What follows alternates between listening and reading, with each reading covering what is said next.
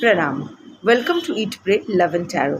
Wednesday है तो चलिए देखते हैं गणेश जी का क्या मैसेज या गाइडेंस है आपके करंट सिचुएशन के लिए। कलेक्टिव रीडिंग है।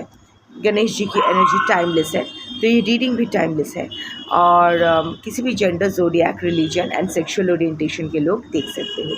Let's take a card.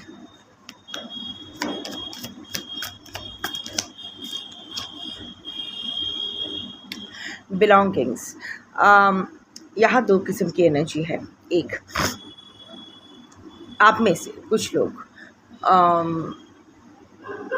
ऐसी कुछ चीज़ों को लेके, ऐसी कुछ सिचुएशन, पर्सन या मटेरियल चीज़ों को लेके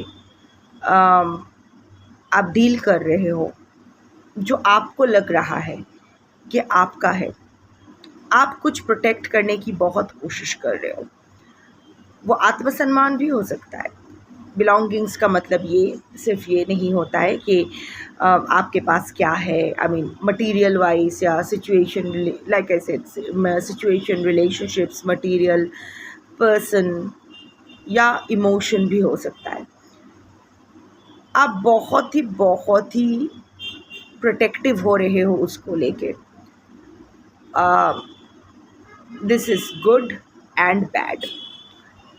अगर आप ऐसी कुछ चीज़ों को लेके बहुत ही प्रोटेक्टिव हो रहे हो जो आपको लगता है आपका है पर एक्चुअली आपका नहीं है, so in that case release it. अगर आप नहीं जानते हो कि वो आपका है या नहीं है, देन ऑल्सो रिलीज़ इट। जो आपका है वो आपके पास ही रह जाएगा या वापस आ जाएगा। हाउएवर, अगर आप अपने आत्मसम्मान के लिए लड़ रहे हो, श्री गणेश जी का जो एनर्जी है, हम लोग डेटी का नाम लेते हैं so that we can associate with it. Basically it's all about energy. It's all about the energy of awareness which is Shiva. It's the energy of purity, that is Vishnu. It is the energy of new beginnings. It is the energy of wisdom that we call Ganesh. So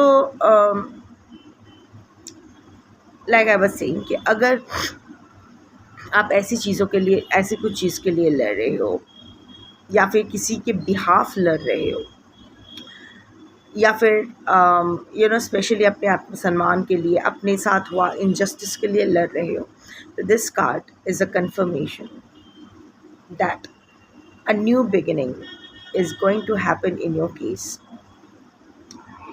चीज़ें नई मोड़ लेगी। Also day by day you are gaining wisdom, you are getting visor.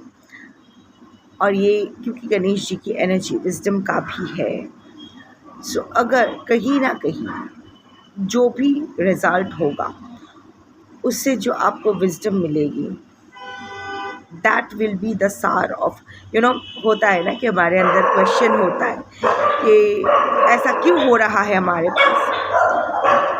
ये कार्मिक cycle, या see everything is a कार्मिक cycle. लेन then के लिए ही हम लोग यहाँ आते हैं। जैसे ही वो लेन देन सेटल हो जाता है, उस सिचुएशन को, उस रिलेशनशिप को, उस इंसान को, उस मटेरियल चीज़ों को हमें गुड बाय कहना पड़ता है, सो दैट वो कार्मिक साइकिल से हमें मोक्ष मिलके हम एक नई कार्मिक साइकिल का क्रिएशन कर सकें, which can be positive, which can be negative, depending on our kriyaman karma. कैसे हम लोग लास्ट कार्मिक साइकिल को एंड किया है, the cost of liberation, everything. So ये जो भी है, आप ये कार्ड एक एश्योरेंस है जो आपका है इन all the three cases. Like I said कि अगर आप ऐसी किसी चीज़ के लिए लड़ रहे हो जो आपका है, या फिर आप जानते हो आपका है पर कोई आपसे छीनने की कोशिश करे, बट आप, या फिर आप नहीं जानते हो कि आपका है या नहीं है, बट बिकॉज़ आपको लग रहा है कि आपका है, आप लड़ रहे हो, या फिर आप एकदम कॉन्फिडेंट हो कि यस दिस इज़ माइन, इसके लिए लड़ रहे हो। In all the three cases things are going to take a 360 degree turn. एक नई शुरुआत होगी, एक नई बिगिनिंग होगी। Most probably it will be positive आज के कलेक्टिव के लिए। अब पॉजिटिव हाउ, ये तो इसका डेफिनेशन आपके डेफिनेशन ऑफ पॉजिटिविटी के साथ मैच नहीं भी कर सकता है। अल्टीमेटली हम लोग कोई नहीं होते हैं कुछ डिसाइड करने वाले, जो हमारे लिए जो हम डिज़र्व करते हैं, गुड बैड अगली, वही हमें मिलता है। सो आप ना थोड़ा सा रिलैक्स कर जाओ। इतना पोजेसिव, इतना एंग्जाइटी, इतना ऑब्सेस्ड होने की कुछ ज़रूरत नहीं है। मुट्ठी खोल दो, मुट्ठी खोल दो। रेस्ट अश्योर्ड, जो आपका है वो मुट्ठी में ही रह जाए। वो हाथ अगर खोलोगे तो हाथ में ही रह जाएगा, या फिर किसी भी उसको अगर किसी और के साथ कोई कार्मिक लेन देन ख़त्म करना है, ख़त्म करके वापस आप ही के पास आएगा। It will take a longer route but it will come back to you.